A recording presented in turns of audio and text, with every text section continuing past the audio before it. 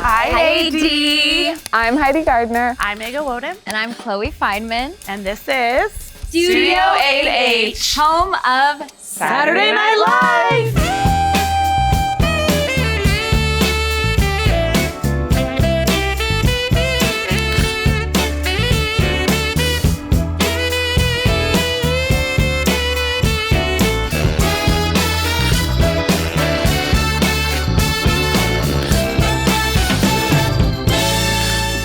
So this right here is Studio 8H, and I am standing on home base. You will recognize it because this is where the host comes out and does the monologue. It's also personal to me because this is where I did my audition for SNL. Home base has actually changed a lot over 50 years, of course. Behind me is kind of an ode to Grand Central. It was designed by Joe DiTullio.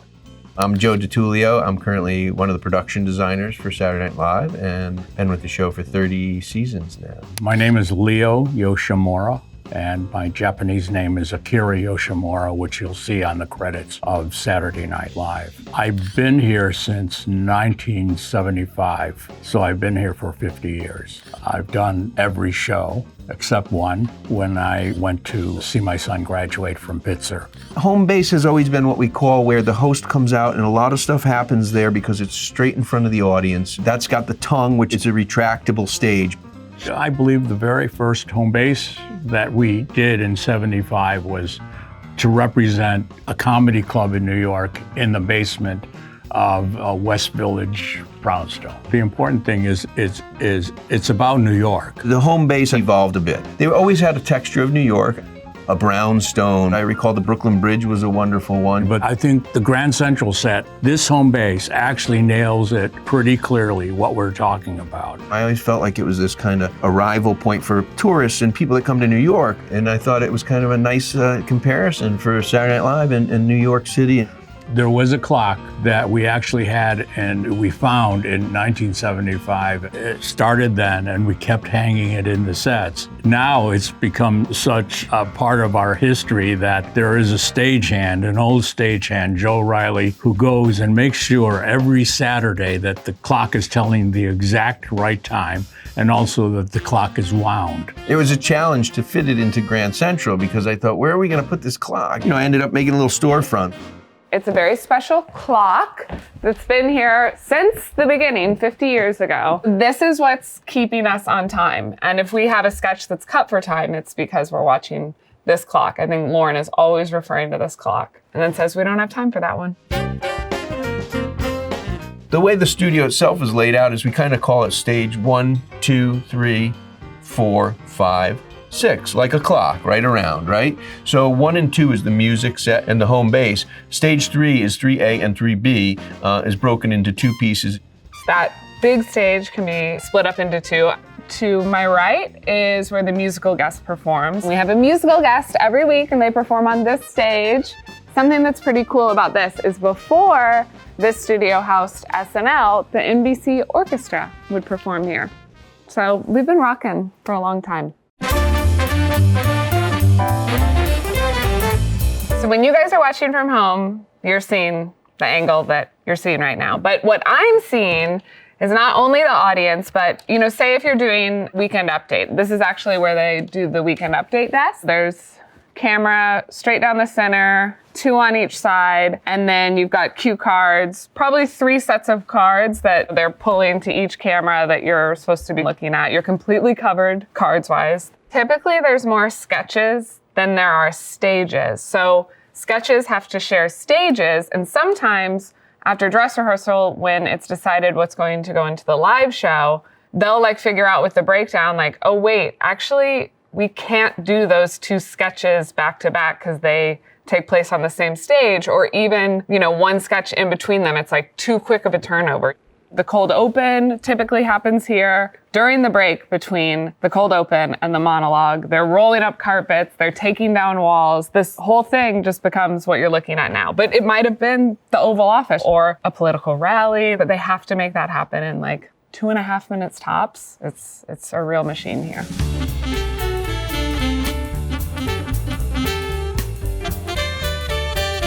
Observing the movement of the sets is part of our show, and it's always been part of our show. And that's part of the excitement. In other experiences, they'll treat it like a theater. They'll hide those moments from you. We like showing you what we do, and that's part of our show. There are 540 members on our crew, give or take. There's so many different departments that actually work on Studio 8H, from props to set design to cue cards, and the host actually walks through all of that to get here to the stage. So I'm gonna kind of walk you through and show you some of our different departments. So while you're watching the cold open, I'm gonna take you down the route that the host takes to get behind the stage before they pop out for their monologue. So back here, we're talking lighting. This studio is like the mecca of lights. There's like 1,000 lights making us look good. Right through here is our cue card department. So these are like changes on the fly. These are writing up cue cards right here. This is happening during the show because there's always changes for time. There's like 1,000 to 1,500 cue cards for every show. So the cue cards are a big deal here. They're our oxygen, they're our lifeline. Thank you, Wally, and everyone who works in cue cards. We could not do this without you. The hosts, they're reading the cue cards, they're always in black. And then as a cast member, you just know your color. I usually get red or green. I get Christmas colors. I'm typically never blue, but you will see me in green. So the host is making their way, sneaking backstage, getting nervous for their monologue. And this area right here, this is called Paint Can Alley. So this is where the paint is stored for sets, but also this is where us as cast, and sometimes the host, if we have a quick change and can't get back to our dressing booths, we're fully peeling off our clothes back here and changing in a row. It gets a little crazy back here in Paint Can Alley. Okay, so as we make our way up here, and watch your head, as you can see, there's a sign, watch your head, Farley, because Chris Farley used to run right into that. So one of the crew guys wrote Farley, so he'd watch his head, and now all of us do too. I've never ran into it.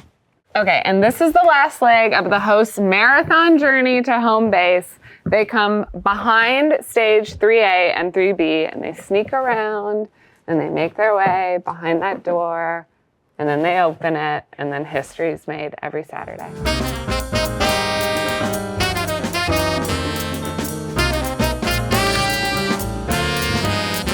Okay, so this is the makeup lab here at SNL, which isn't what you normally think makeup is, lip gloss. F that. No, here we do molds. Lots of molds. This is actually the mold room here, and it's not creepy or weird at all. Oh my God, it's myself. This is me. I had this cast done when I first started at the show. This, I've been told, is Eddie Murphy, which is crazy, so I'm gonna touch it for good luck. When I started on the show, day one, you get a cast made of your head where sort of this, you can kind of see it here, this like blue goopy stuff is poured over you, then this green stuff, and then plaster. And it basically turns into a plaster mold of your face so that they can then use it to make mustaches, pimples, eyebrows, I don't know, boobs on your head without you having to sit there and take a bunch of hours. We do facial hair, we do prosthetics, we do gizzards, we do rabbit noses. We're doing alien eyebrows. We're doing like weird growths on the back. It's my twin. She's the fun one. But it's not something that we're doing at a movie pace. No, we're doing it in like 5 hours or less, oftentimes less. The wild wizard responsible for all of these amazing molds is Louis, our head of makeup. So we're gonna go talk to him.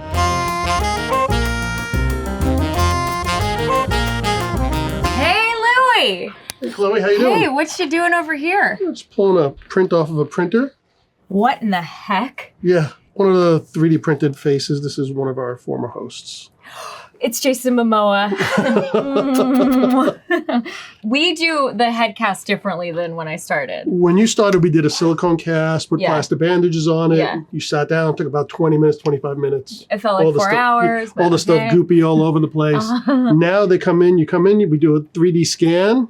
Takes Whoa. about 5 minutes. Then we put it on these printers. Then we Whoa. 3D print your face right on the printer. Comes out of the liquid like the Terminator. And we have a live cast. Dang. No more muss, no more fuss. Wait, this is the The little face I was talking about. That was the very first 3D print, 3D scan that we had ever done. Yeah, I had to have like a conjoined This little twin on my conjoined back. twin on Chloe's face. My sister. This is before we had any fancy scanners. I did this with a scan with my phone and 3D sculpted it really fast. What is the advantage of having these casts? Well, we never know what somebody's going to need on any given day. Last show, Sarah was going to be Matt Gates. Yeah. We didn't find out till Saturday at 2 o'clock. If we had to have her come in, do a live cast, make a print, it would take forever. Crazy. We'd never have enough Amazing. time. Well, thank you. I'm glad you came for a visit. I'm going to cook up some weird prosthetics this week.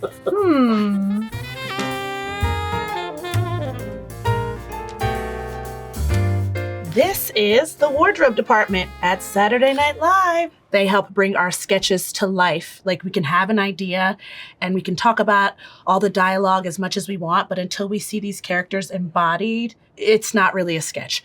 It's an idea. So they make it happen in here. It's really, really special. So I think it's best we talk to Tom Broker, who is the head costumer and producer of Saturday Night Live. Tom, your favorite is coming. Are you decent? So this is Tom Broker. We are in the closet in the wardrobe department. Tom, do you want to tell us what happens back here? What's the very first thing that happens? The very first thing in this magic closet is I tell an actor when they step in here to take their clothes off. Scandalous. But these closets back here, the senior members get closets back here. And basically each closet is supposed to be their normal clothes when they play themselves. And then also you'll see everyone has a box of characters that they do on the show often. Let's see what's perhaps in Ego's. I've never noticed this box down here. Oh, this was one of my favorite, actually. This is this lady. We love this lady. Veranda, the rich auntie, She no was kids. amazing. I am too blessed to be stressing. This is how we work here at Saturday Night Live, which is Ego had this really great character she wanted to do, and she showed this really amazing piece of research, this particular pajama outfit, and it was Dolce & Gabbana, I think. We found one pair in China, and our turnaround is a little faster than China can send it to us. I think we sent that picture to you on Friday for a Saturday show, meaning the following day. Yes. We work with a fabric printer here in town. We send him a picture and he prints the whole thing on fabric like this. And then we made this overnight. Sometimes it is a little like, do you actually know it's Friday afternoon or it's Saturday morning? I know how it is to get that little rack wheeled in here with all those costumes on it, depending on how many sketches I'm in. And that's just for me. And when I see that rack, oftentimes I'm like, that's a lot of costumes. How many costumes are there in an episode? There's usually about 100 to 150 costumes per episode. It just depends on who the host is and how elaborate all the sketches are. We have a board that we map out each show. The script supervisor Wednesday night puts it together. We can see then what each actor is and what sketches and how they intersect. I often will come into wardrobe to go, what's on the board? What kind of week am I actually having? Because how I feel is different from what is reality sometimes. And I go, oh, okay, it's not so bad. Or it's just such a cool visual representation of what's happening. It is true that that board, I think, as the seasons have progressed, has become a real big touchstone with most of the actors on the show, because it is easy to sort of get lost in rehearsals and doing taped pieces and all that sort of stuff. And so when they come in and they can actually see that, oh, I have one, I'm only in one. Or maybe I'm in 8, or maybe I'm only in update or something, but everyone can kind of see what the situation is with the board. Tom, you know, I absolutely adore you. Everything this department does is incredible. It's magic. I love coming back here. I don't know what I would do if this space didn't exist. I don't know what the show would be if this space didn't exist. So thank you. Thank you. This is incredible.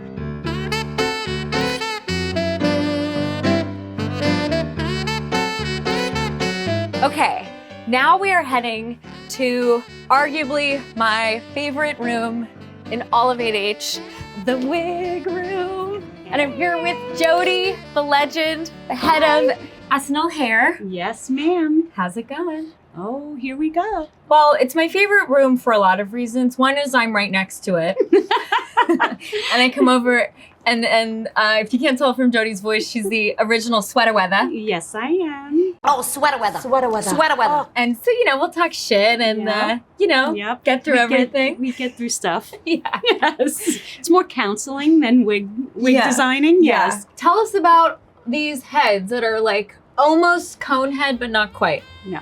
So these originally start out as canvas head blocks. If you remember when you first started, we do a wig bubble on you, where the process is you sit down, we put plastic over your head and tape, and you think we're going to kill you, but we don't. Yeah, it was a really torturous first. It was scary, right? It's an old way of doing it. In the original, we take head measurements and tape and hairline, and we transfer that onto a canvas block and pad it out to the measurements that we took. Draw your hairline on there. We do a wig on these, we build on these, then we put it on your head for the show on Saturday. Now, can we just show my favorite thing? Here are these bags that you have the wigs in. Yeah. This is like the sisterhood of the traveling wigs.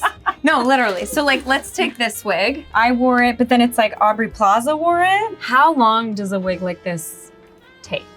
For us, it takes about 50 hours or less. Oh my God. Most wig makers need 82 more hours, but we don't have the time. Wow. And if you show the inside, it's all lace, and each hair is ventilated in one by one. Someone threads these by hand? It's almost like hooking a rug. It's real hair, it's human hair. Wow. That's all mixed for these colors, or we dye them. And each hair is hooked in to the lace, one hair at a time. How many wigs do we use in a show? On average, the least amount is usually about 80.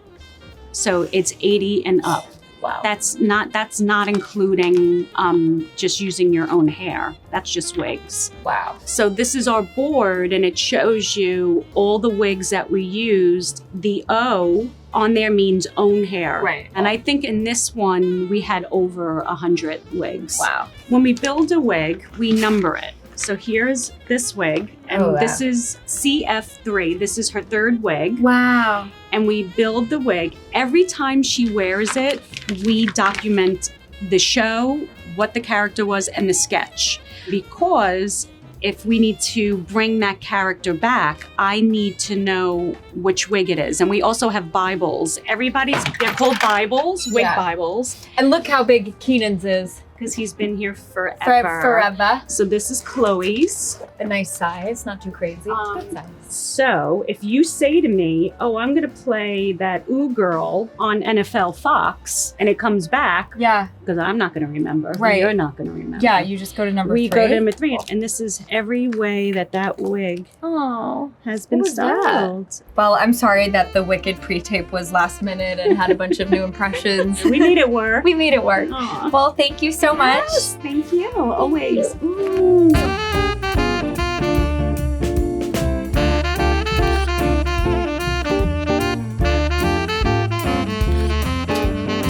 So, guys, this is the Page Desk. What is the Page Desk? It's the gathering place of the cast right before good nights. Jenna Rossitano, our stage manager, will call on the intercom, cast, get ready for good nights, and we all kind of gather here right before we step out to do that like big hugging scene at the end of the show. Also, this is where our pages sit. Some incredible people have been part of the Page program, including Aubrey Plaza, who for her monologue came out here and was at the Page Desk. I was what they called a bad page. Some of them are executives at NBC, and they get their start here at this desk. We're so grateful to them, and they are a big part of making Saturday Night Live run smoothly.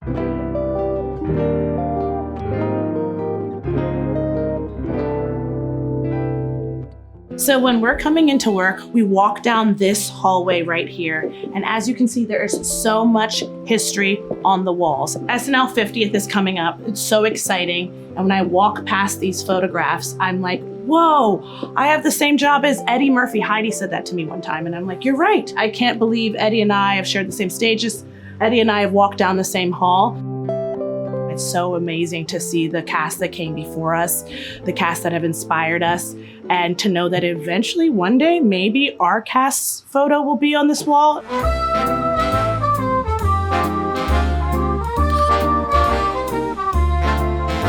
Okay, so we're here at my home away from home.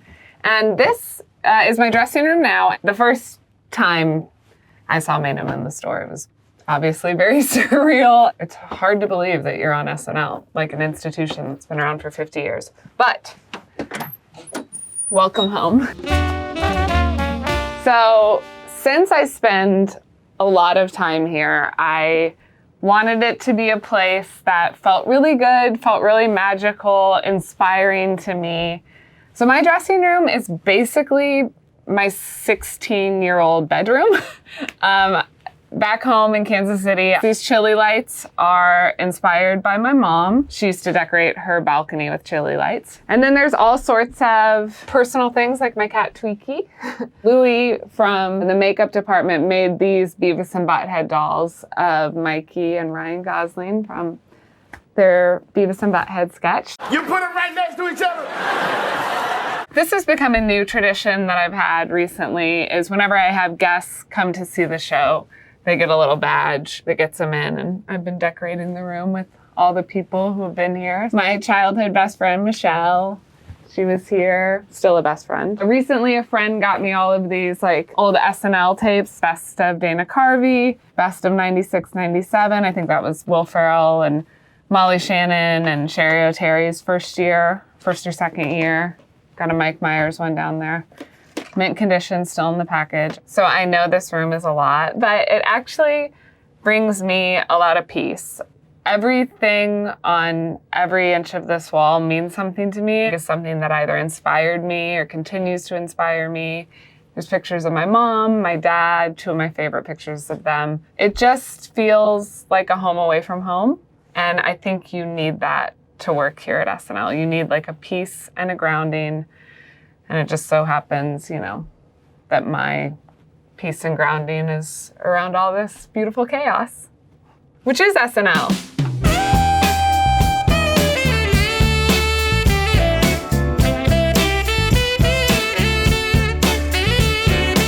Well, we've shown you everything. I showed you the studio. I showed you the wardrobe department. I showed you some makeup and some hair. And now we actually have to go to work. Yeah, so bye, AD. Bye, AD.